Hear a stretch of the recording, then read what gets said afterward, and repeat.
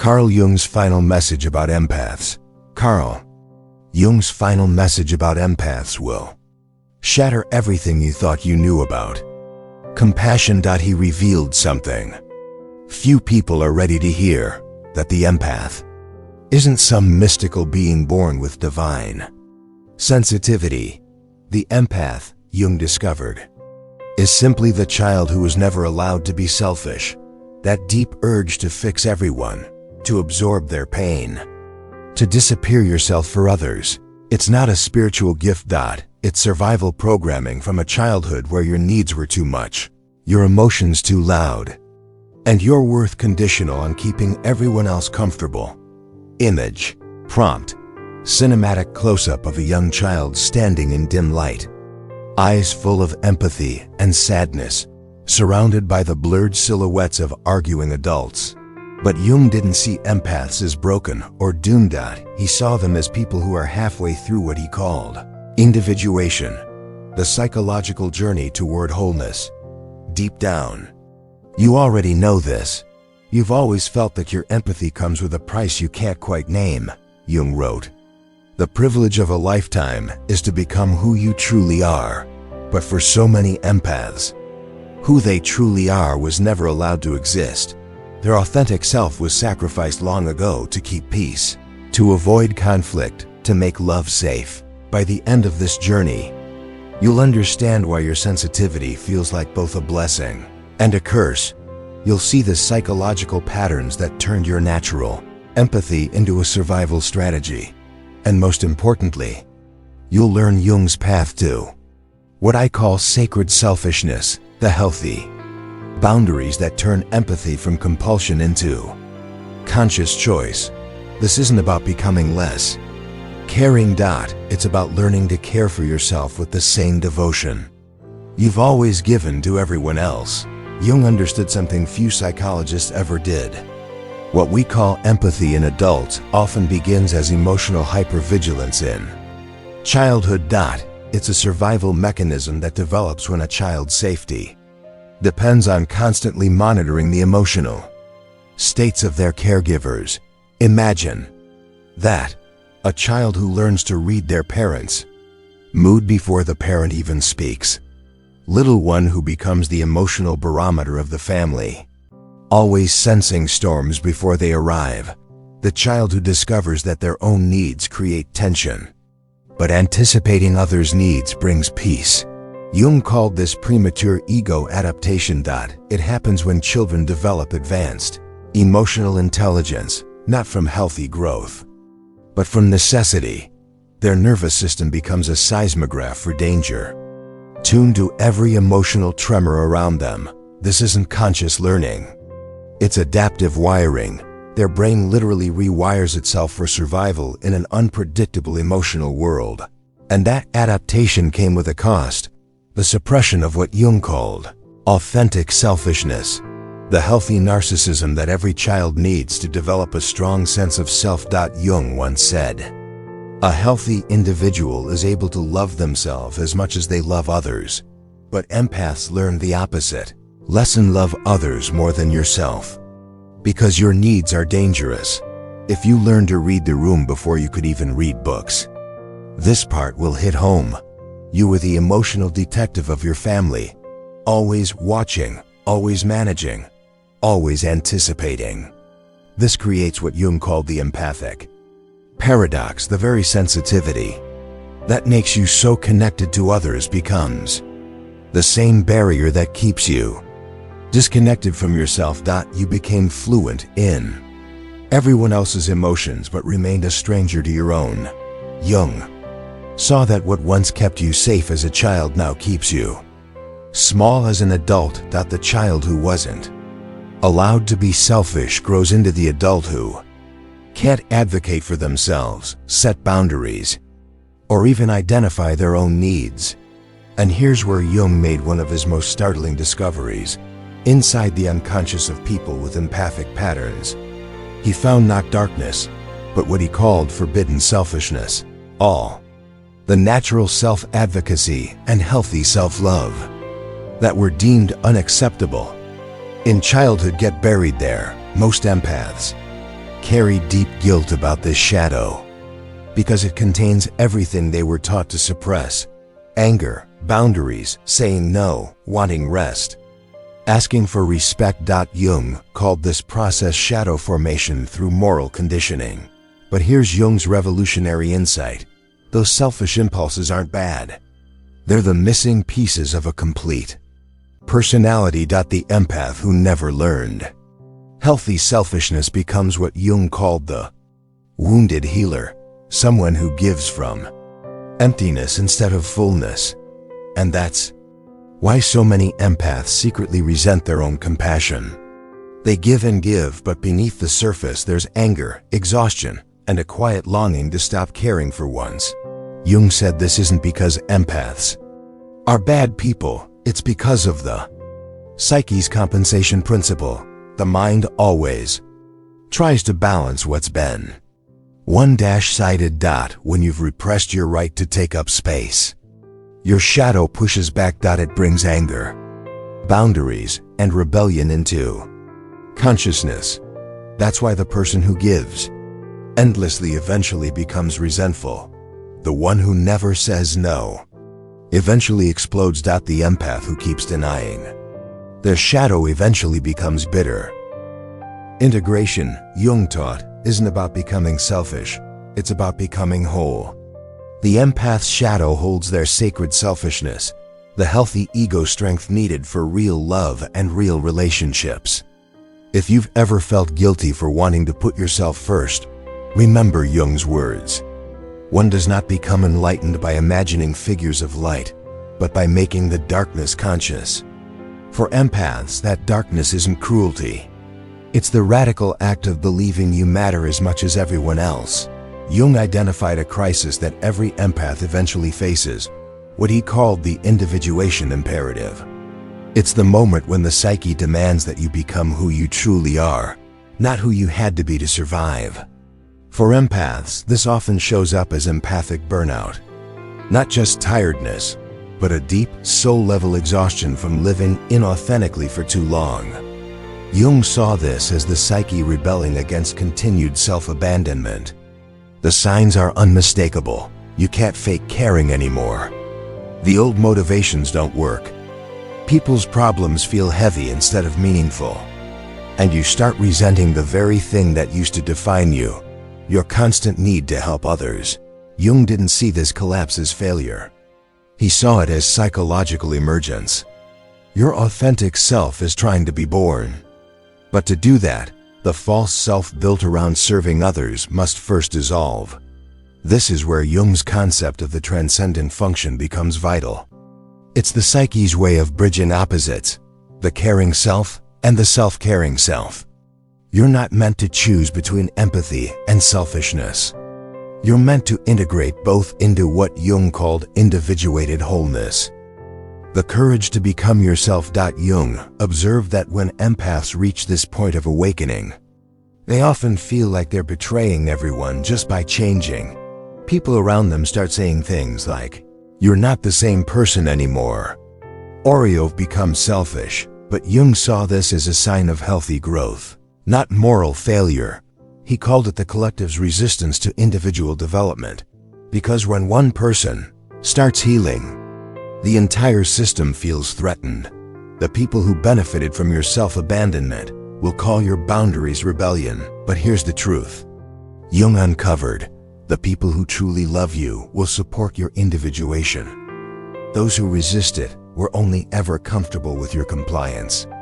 He described this as differentiation anxiety, the fear that setting boundaries will destroy relationships. Jung reminded us again, the privilege of a lifetime is to become who you truly are. For empaths, this means developing what I call developmental courage, the willingness to disappoint people who preferred you diminished. If someone tells you, "You've changed since you started setting boundaries," the truth is simple. You didn't change. You just stopped hiding. Jung understood this transformation as a spiritual emergency, the soul's demand for authenticity. When an empath finally honors this call, they don't become less caring, they become consciously caring instead of compulsively caring. This is one of Jung's most misunderstood ideas. Sacred selfishness. It's not about ego or arrogance. It's about recognizing what Jung called the ethical obligation to become yourself. Your first responsibility is to your own psychological development. Jung said, your vision becomes clear only when you can look into your own heart. Who looks outside dreams. Who looks inside? Awake is. And for empaths, looking inward often reveals decades of self-neglect disguised as virtue. That's why I call this stage conscious selfishness. It's not rebellion, it's repair. Jung found that conscious selfishness rests on three essential pillars. First, emotional sovereignty, the understanding that you are not responsible for managing other people's emotions. In fact, Jung discovered that rescuing others from their feelings actually prevents their growth. Second, boundary consciousness, knowing where you end and others begin. He called this ego boundary development, and he believed it's necessary for both psychological health and real love. And third, need legitimacy, accepting that your own needs are just as valid as anyone else's. Empaths who learn these principles don't become colder. They become clearer. They start giving from choice instead of compulsion, from fullness instead of emptiness, from strength instead of guilt. This shift creates what Jung called differentiated love, the ability to care deeply without losing yourself in the process. You can love without absorbing, help without rescuing, and support without sacrificing your soul. Jung believed that the highest form of service comes from people who have done their own psychological work. When you reclaim your sacred selfishness, you stop performing care, you start embodying presence. You give not because you're trying to prove your worth, but because your heart is overflowing. If you've ever learned that taking care of yourself makes you a better helper, remind yourself, I give from overflow, not emptiness. Jung once said, the most terrifying thing is to accept oneself completely. For empaths, this includes accepting the parts of yourself that want rest, respect, and recognition. The parts that crave peace instead of constant giving. And yes, the part that sometimes wants to be left alone. These aren't flaws. They're the natural needs of a complete human being. Jung also noticed that when empaths begin practicing sacred selfishness, their relationships start to change dramatically. He called this process relational recalibration. Some connections deepen through honesty and mutual respect, while others fall away because they were built on your self-abandonment. It can feel like losing people, but in truth, you're losing roles, not relationships. Empaths often discover something shocking during this phase. Many of their relationships weren't genuine connections, they were what Jung called projective identifications. People weren't relating to them as equals, but as functions. The caretaker, the listener, the fixer. When you stop playing those roles, some people experience what I call supply withdrawal. They get angry, manipulative, or guilt-inducing because their emotional supply is gone. But Jung also saw something beautiful. The relationships that survive this transformation become what he called authentic encounters. Instead of one person giving and the other taking, both individuals meet as equals, each responsible for their own emotional world. Jung said, the meeting of two personalities is like the contact of two chemical substances. If there is any reaction, both are transformed. True meeting can only happen between individuated people, those who know where they end and others begin. That's why Jung taught that empaths must develop what I call relational selectivity. Not everyone deserves access to your empathy. Not everyone who cries for help is ready to receive it. Not every connection that feels familiar is healthy. Empaths often confuse intensity with intimacy, need with love, and drama with depth. Learning to see the difference takes time and courage. Jung called this psychological discernment, the ability to see people as they are, not as your wounded heart wishes they could be. The empath who learns discernment stops chasing potential and starts honoring reality. And here's the remarkable thing. Once you begin to heal, you start attracting completely different kinds of people. The self-abandoning empath draws in takers, but the integrated empath attracts equals, those who are also doing their own inner work. Jung saw this as mutual individuation, two conscious people walking their own paths, meeting from wholeness rather than need. At first, this stage can feel lonely. You're breaking generational patterns of codependency and self-erasure.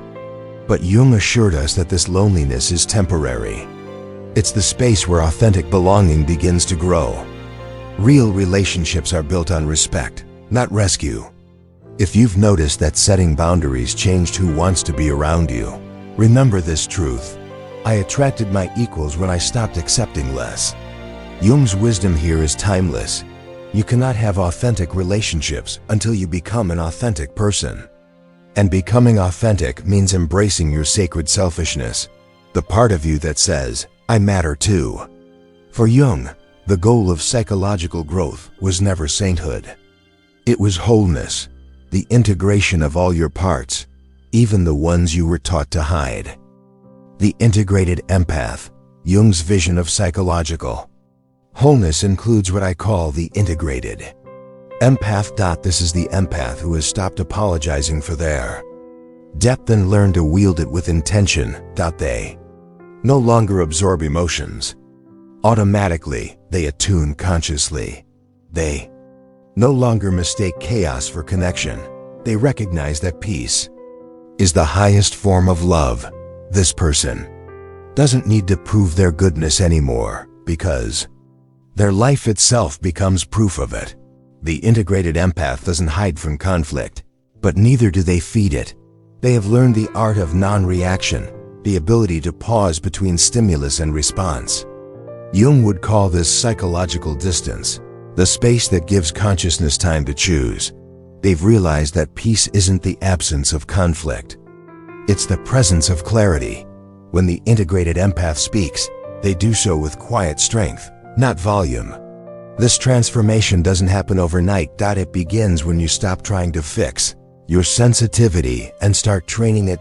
Jung often compared psychic energy to electricity, neutral but powerful. Unconscious empathy is like loose wiring. It shocks you and drains your energy. Conscious empathy is grounded. It lights the room without burning the house.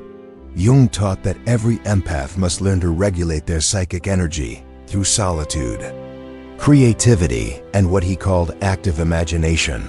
This is the practice of allowing the unconscious to speak through symbols, dreams, and images. For empaths, it's how you turn overwhelming feelings into insight, and insight into wisdom. When you record your dreams, paint your feelings, or speak to your inner archetypes, you're not being strange, you're doing Jungian self-therapy. The integrated empath becomes fluent in emotional language. They no longer ask, why do I feel this way? Instead, they ask, what is this feeling trying to show me? Jung believed every emotion carries a message from the unconscious. Anger asks for boundaries. Sadness asks for release. Guilt asks for truth. By listening instead of suppressing, the empath transforms emotion into guidance. Empaths are often drawn to light, but Jung warned that no tree can grow to heaven unless its roots reach down to hell. He meant that true growth requires shadow work, confronting the hidden parts of yourself that you've rejected. For empaths, the shadow often holds suppressed rage, resentment, and unmet needs. When these emotions are ignored, they turn into bitterness or burnout. But when you face them, they become the very fuel of your transformation. The integrated empath learns to love their shadow. They stop pretending to be endlessly patient, endlessly forgiving, endlessly available. They embrace their limits as sacred. This is what Jung called shadow integration, the process of becoming whole rather than perfect. The moment you stop running from your anger, it stops controlling you. The moment you accept your darkness, you stop projecting it onto others. Shadow work reveals something beautiful. Your anger was never evil, it was your guardian, protecting your boundaries that others ignored. Your sadness was never weakness, It was your soul's call for release. And your loneliness was never a curse. It was the silence where your true self could finally be heard. Jung said, "In each of us, there is another whom we do not know." The integrated empath befriends that unknown self. When this happens, something extraordinary occurs. Your energy changes. You stop radiating "rescue me" or "use me" and start embodying calm authority. People who once tried to control you no longer know how to engage with you. You don't have to push them away. Your vibration naturally does the sorting. As Jung said, what you resist persists. What you accept transforms. At this point, the empath's journey becomes less about others and more about purpose. Jung called this individuations. Second phase, moving from self-understanding to world-contribution.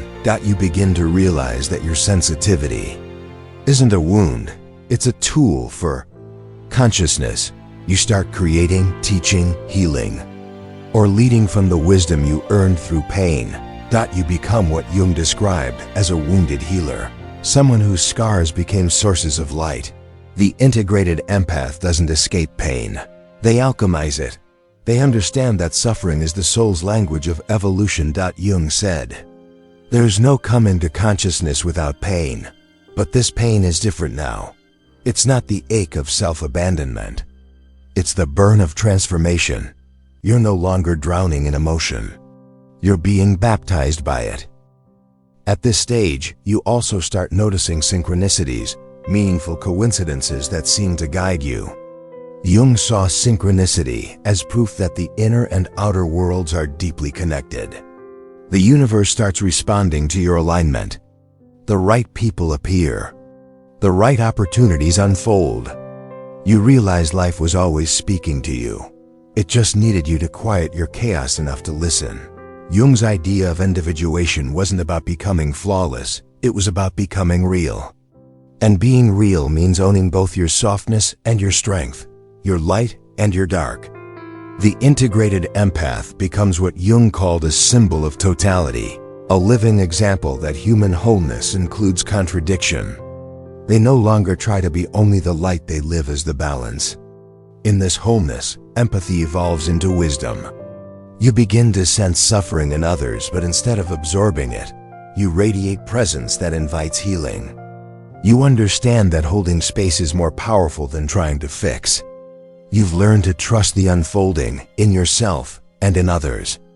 And you know now that love without boundaries is not love. It's self-erasure. As Jung wrote, only the paradox comes anywhere near to comprehending the fullness of life. The integrated empath lives that paradox, gentle yet firm, open yet discerning, compassionate yet self-protective. They embody peace, not perform it. And that peace is magnetic, because in a world full of noise, nothing is louder than a soul that's finally at home in itself. When Jung spoke of rebirth, this is what he meant. Not a religious conversion, but a psychological resurrection. You die to the false roles, the caretaker, the pleaser, the savior, and are reborn as yourself. You stop seeking approval from the world and start seeking alignment with your soul. You realize that your empathy was never a weakness. It was your calling all along. That is the secret Jung left for us. When you stop absorbing everyone else's pain, you finally have space to feel your own joy. When you stop rescuing others from their darkness, you discover the light that was meant to guide them and yourself. And when you reclaim your emotional sovereignty, you don't stop being an empath. You become the awakened one.